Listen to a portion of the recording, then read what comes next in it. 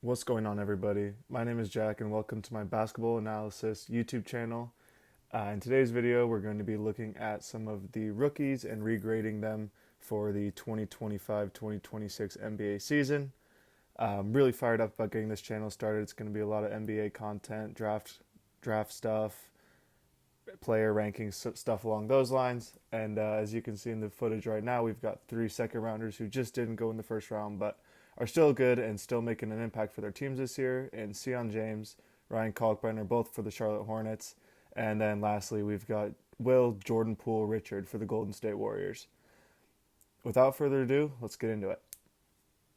With the 30th overall pick, the LA Clippers selected Yannick Konan-Niederhauser, the 22-year-old big man out of Penn State.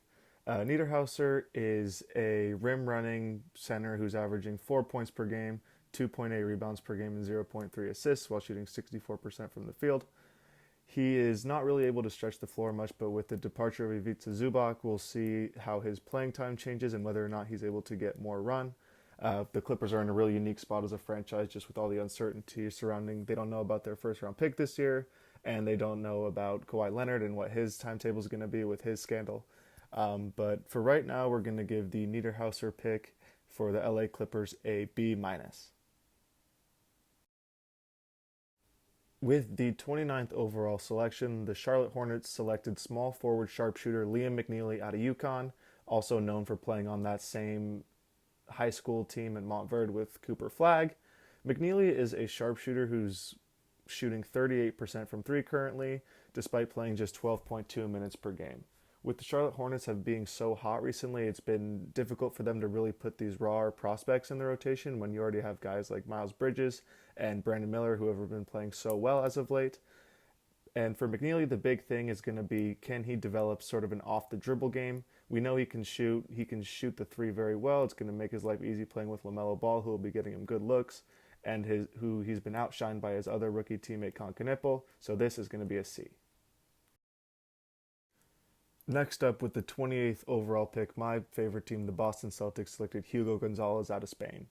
Gonzalez has been averaging 3.8 points per game, 3.3 rebounds, and 0.6 assists, on top of giving some great on-ball defense for the Celtics. He's hit a little bit of a rookie wall as of recently, which is to be expected of a rookie, especially one coming from playing overseas, but nonetheless, he's still been a solid rotational player on a Celtics team that's outpassing everybody's expectations. Gonzalez feels like he's going to be a real hit for the Celtics, and he fits their system so well with his switch ability and his ability to shoot the three ball in Joe Mazzulla's system. We give it a B+. With the fifth and final of their 5 first-round draft picks in the 2025 draft class, the Brooklyn Nets selected Danny Wolf, the center out of Michigan. Wolf was a very polarizing prospect due to his lack of athleticism, but at the same time being really able to be an offensive hub, passing the ball from the high post and being able to find the open guy consistently. Also, it's been a nice surprise for him to be able to have a little bit of a three ball this year, shooting 32% from three, but 75% from the free throw line, which means that his three-pointer I would expect to increase. If Wolf is able to continue to improve on his passing as well as his three-point shooting, he could be a person that the Brooklyn Nets continue to build around long term, especially with a potential top 5 pick coming from this year's draft class, so a Darren Peterson or a Cam Boozer or Debanza or whoever. Danny Wolf could be a seamless fit around them, trying to get them the ball and shooting the open threes when they come to him. All in all, the Brooklyn Nets had a pretty good draft pick here, and we're going to give Danny Wolf a B. For Brooklyn's first-round pick of the 2025 draft, they selected guard Ben Saraf out of Israel. Saraf has not really been a real contributor for this Brooklyn Nets team has been contributing to them being so bad. He's shooting a whopping 33% from the field and 25% from three, while at the same time turning the ball over 2 times a game. Saraf has been able to work through some growing pains with the Nets, and so these struggles don't really matter because the Nets are trying to lose. But really, Saraf is not someone who looks like they'll be on the team long term, especially in a team with so many rookies like Yegor Demon, Nolan Traore, and Danny Wolf. Realistically, it was a swing, but I don't think that it's going to be a hit. A D here. With the 25th overall selection, the Orlando Magic selected guard Jace Richardson out of Michigan State. Richardson's been averaging 4.8 points per game, 1.2 assists, and 1.3 rebounds on 47, 36, 73 splits.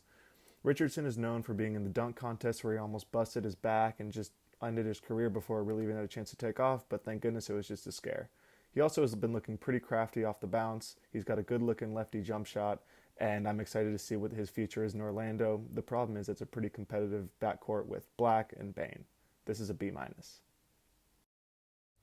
With the 24th overall selection in the draft, the Sacramento Kings selected Neat Clifford.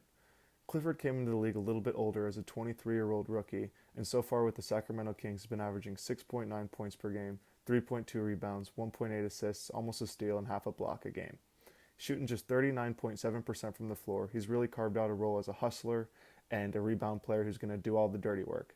Unfortunately for him, he's stuck on the Sacramento Kings where all that stuff is sort of useless because even no matter what he's doing, they're just going to keep on losing games and keep on taking for that number one overall pick. Clifford could be a piece for them in the long run, but right now his hustling style and doing the dirty work is not doing very much for them, and I think it'd be very interesting to see what he potentially would look like if he were to make his way over to a contender in the coming years. For Clifford, we have his grade at a C+. With the 23rd overall selection in the 2025 class, the Atlanta Hawks selected power forward Asa Newell. Newell is a 6'10" forward who is a superb athlete. Averaging 5 points per game, 2 rebounds, and .5 assists, Newell has been a key contributor on a Hawks team that's battling to make it into the play-in tournament. Unfortunately, with the departure of Trae Young and how that saga all went out, we missed out on a little bit of who Newell could be as sort of that lob threat and rim runner, but it's been okay for him. I mean, he's shooting 39% from the three ball, which is much higher than I expected, and I was someone who was pretty high on him coming out of school. I think that he could be a real contributor on a winning team. His effort and his energy have been fantastic since entering the league. You don't find too many guys of this size, with this athleticism, with this sort of work ethic just hanging around. Already as a rookie, he's been showing he's willing to do the dirty work, and I'm really excited to see how he could be on a Hawks team in the next year and the years beyond that, hopefully with the top pick coming from the Pelicans. Hopefully that turns into someone really good as well. A-. With their third pick in the 22nd overall, the Brooklyn Nets selected small forward/shooting guard Drake Powell from UNC. Powell has been a fantastic athlete even coming out of college, which has been his calling card. If he's able to continue to develop his three-point shot, he will be someone who's around in this league for a long time, but we really haven't seen that from Powell yet thus far in the league. He's shooting just 28% from three, 42% from the field, and in order for him to have a long-term impact in this league, he's really going to have to work on his three-point shot. We know he can slash. We know he can score inside. It's just going to be the three ball. A C. Next up, with the 21st overall pick, the Washington Wizards selected small forward Will Riley out of Illinois.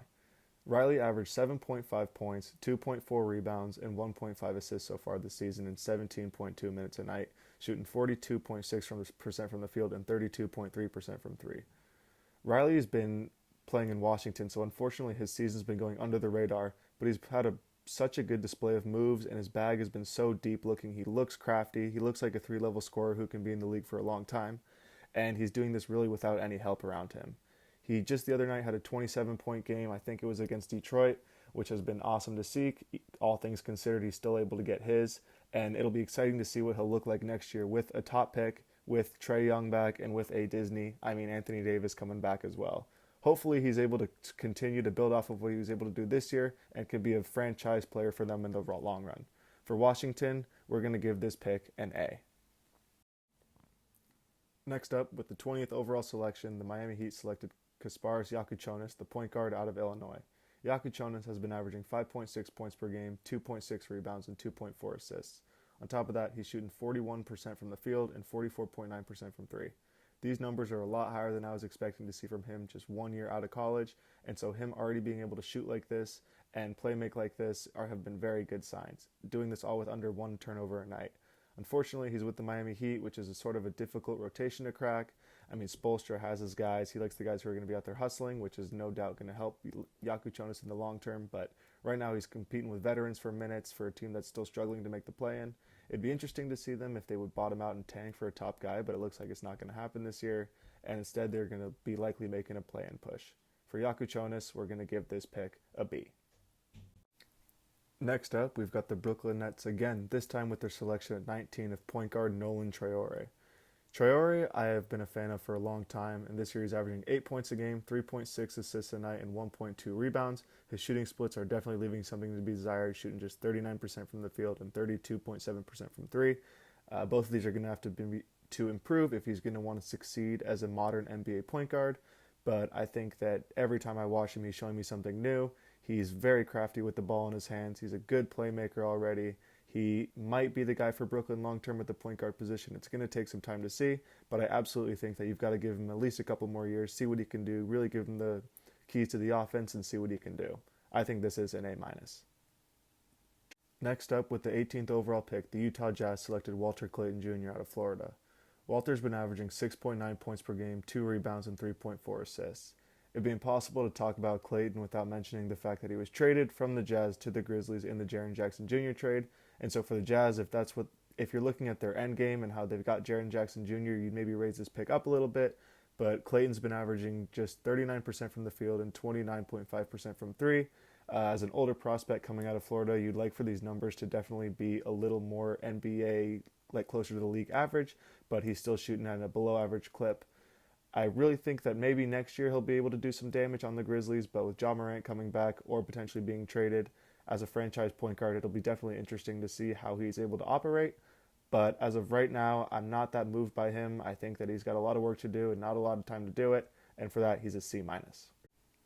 Next up, we've got, with the 17th overall pick, the Minnesota Timberwolves selection of Yoann Béranger, the center out of France. Béranger is averaging just 3.1 points per game, 2 rebounds, and 0.2 assists on 67.8% shooting. But with Béranger, the real thing has just been the lack of playing time. I mean, you're behind Rudy Gobert, Naz Reid, Julius Randle. It's going to be hard to crack that rotation, especially as such a raw young player. But there's no doubt that his defense has been next level, and I'm sure that him being able to sit behind Rudy Gobert has allowed him to learn how to play better defense, especially as a big man, and get some blocks. This pick, for all intents and purposes, is not going to be complete yet, and we're not going to know the real deal with him until a couple years down the line, maybe once Rudy Gobert's gone, but for now it's a B-. Next up, with the 16th overall pick, the Portland Trailblazers selected center Hansen Yang. The fact that he was in the audience in the upper deck and not on the lower level near the stage tells you everything you need to know about this pick. Yang had no business being a first rounder, not only being a first rounder, but a top 16 pick, and the Portland Trailblazers really sold by taking him there. The fact that all of his clips are in either the Rising Stars game or in the preseason tell you all you need to know about this guy. He looks slow, he looks unathletic, he can't score the ball, he's shooting just 29% from the field as a 7'1" center, and it's just hard. He's a hard watch out there. He was supposed to be a mix of Nikola Jokic and Yao Ming. Unfortunately, he's become neither of those, and it looks like it's not going to be long before he's back home playing with the Guangdong Tigers or the Shanghai Sharks. This is my video, so despite the scale going only down to an F, Hansen's going to break the scale and drop himself all the way down to an F-. Now, unfortunately, the last pick of all the players that we are going to go over in today's video, Thomas Sorber of the Oklahoma City Thunder at pick 15, has been out for the entire year due to an injury. I thought he was going to be a pretty exciting big man to come out and watch, especially for this OKC team that could use some help with all the injuries that they have. But unfortunately, he is just part of that injury report. I hope that he can come back next year stronger and be a pretty good player. He looked like he was going to be something good out of Georgetown, but unfortunately, we're not going to know this year, and it'll have to be next year. This is a non-applicable. So that was all the first-round picks, not including the lottery, regraded and redone for the 2025 NBA draft class. Stay tuned for the video. I had a lot of fun making this one, ranking the lottery guys. That one should be pretty fun to make as well, with the big names like Con Knipple, VJ Edgecombe, Cooper Flagg, who are on the Clips right now. But until then, I had a blast making this video, and I think I'll be making the next one within the next couple of days. Peace out.